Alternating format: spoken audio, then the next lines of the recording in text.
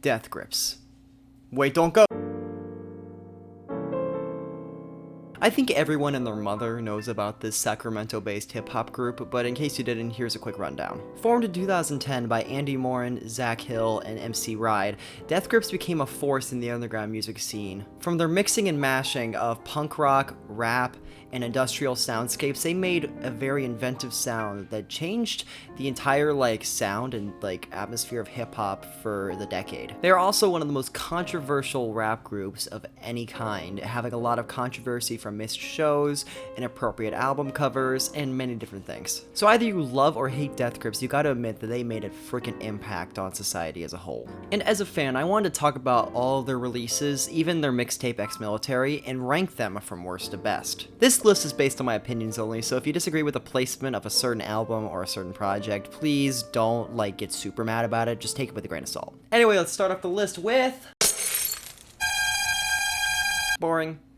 This album's just boring. I only have one word for it mainly, just because there aren't really too many standout tracks, maybe besides Birds, because Robert Pattinson plays some interesting guitar leads over this just really distorted background. But honestly, this album is tame. It's tame for Death Grips, and while obviously it's not tame in comparison to a lot of different music, but it just feels like they're holding something back that I feel gets released and unleashed on later releases. But honestly, Government Plates was a weird experiment that I feel didn't pan out correctly, and it's definitely their worst album.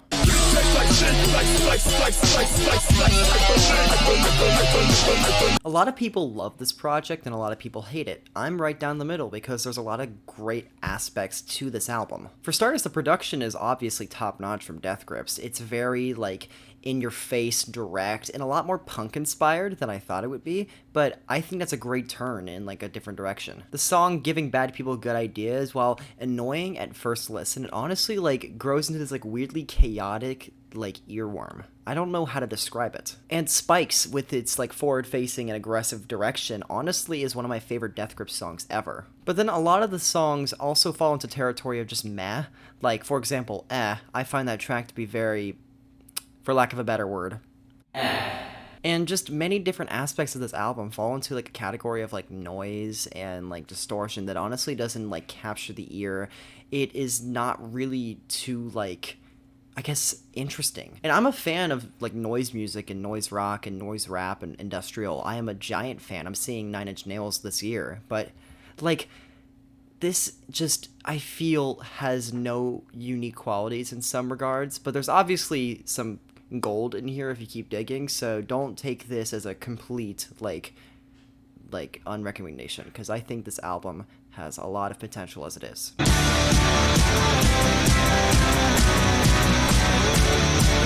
The Powers That Be, their magnum opus, their double album, their album that is honestly a penultimate moment in their discography, and might be the penultimate moment. And yeah, it's good. It's pretty good. A lot of this kind of comes down to the fact that I'm not too big on double albums. There's a handful that I would say that are some of my favorites, but really, I think there's a bit of filler on here, which isn't bad for any chance, I just think that some songs could have been cut and made in just a standard release. I debated splitting these two albums up into Jenny Death and Homies on the Moon, because I think it's more interesting, because they're honestly two different projects just combined into one label, The Powers That Be.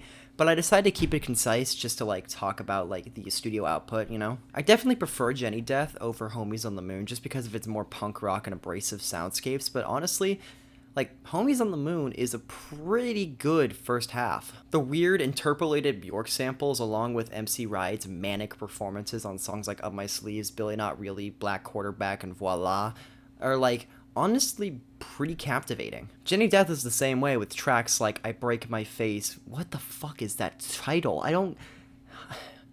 Just put it up on screen. Continue on. With tracks like That, Inanimate Session, Why a Bitch Gotta Lie being a personal favorite of mine because of just how distorted and forward the guitars are in the mix. I think it's just so punchy. And of course, a highlight on the album is On GP, which shows MC Ride at his most vulnerable in a strangely chaotic way, and it's one of their best songs, and definitely their most important one for showing an actual like sincere humanity to MC Ride, who, if we know anything about, is honestly a very interesting public figure. But overall, The Powers That Be is a good album. I just think that it gets a little overcome with some filler tracks. Atomic penetration, rapid fire through your skull. Shot it on when taking it back to the days of trying to lose control. Ex-Military is their most abrasive record. That's just a fact. A way I could describe this album is all killer, no filler. But there is a bit of filler here and there, but honestly, I think it takes the edge over The Powers That Be just because of how concise it is and how hard-hitting it can get. Beware is an ominous opening that leads like directly into Guillotine, which is their most popular song, and rightfully so. It's a very minimalist, hard-hitting, and fun song. Tachyon is my favorite on here because of just the driving like momentum of the song, and MC Ride's aggression is unheard of. It is unkempt, raw, violent. I love it. And then there are some fantastic grooves on this album as well, along with like Culture Shock and like flippin' Spread Eagle Across the Block with its like repeating like desert rock sounding guitar sample. It's just so eargasmic in ways. I think this is a really great mixtape and a very good debut for Death Grips as a project. The fact that it turned 10 years old and it still sounds relatively fresh is honestly, I think, the biggest compliment I can give it.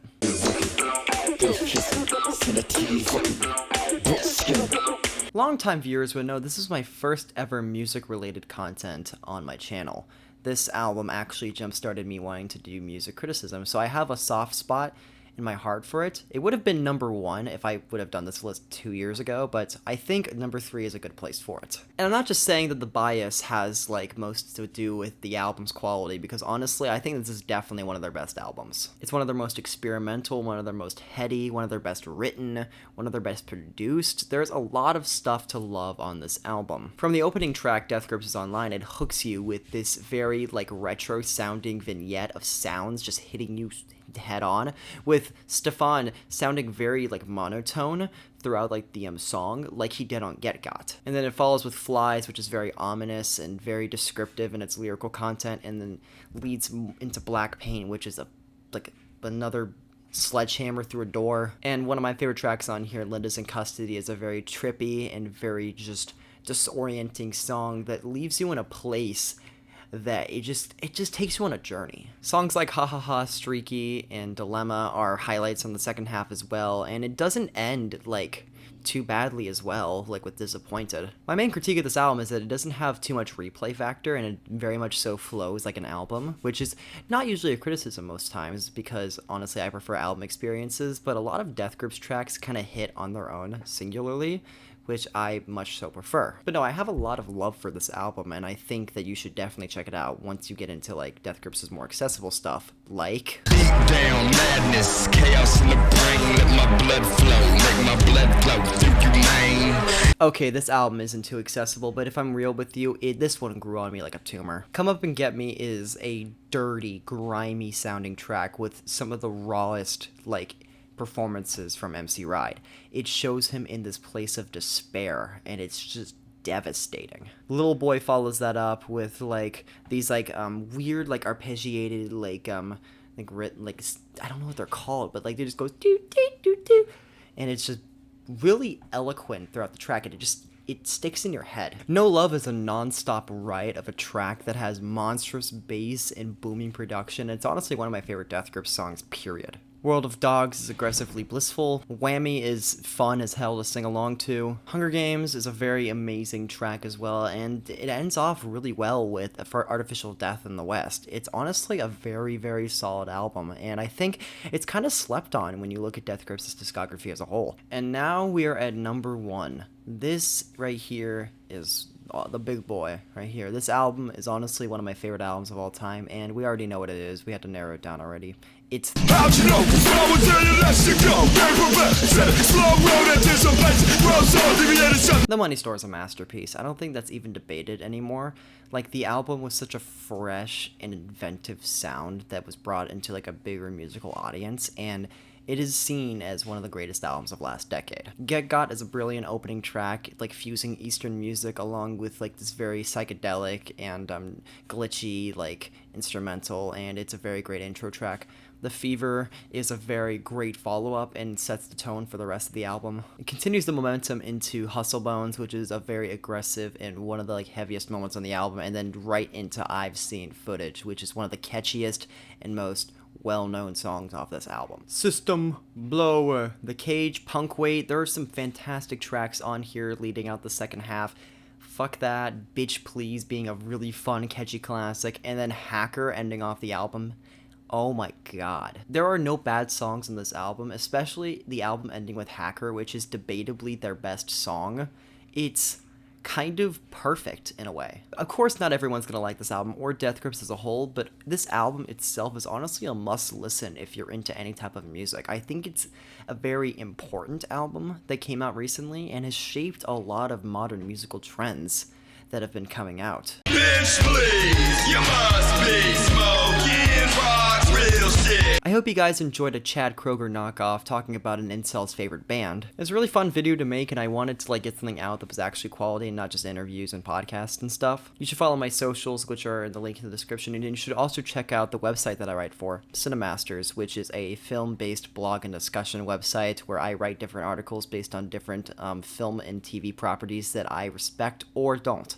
It depends on the day. I've written a few articles since March on there, and it'd be really great for you to check out all the beautiful people that I've been working with. Rua Faye, Cooper Brown, flippin' Cade Eric, oh my god. So yeah, it's a fun project that we've all been working on recently, and I hope you enjoy it. But yeah, thank you guys for watching. Be sure to like, comment, subscribe. Please do not dislike because I'm extremely lonely. Anyway, I'll see you guys later. Peace.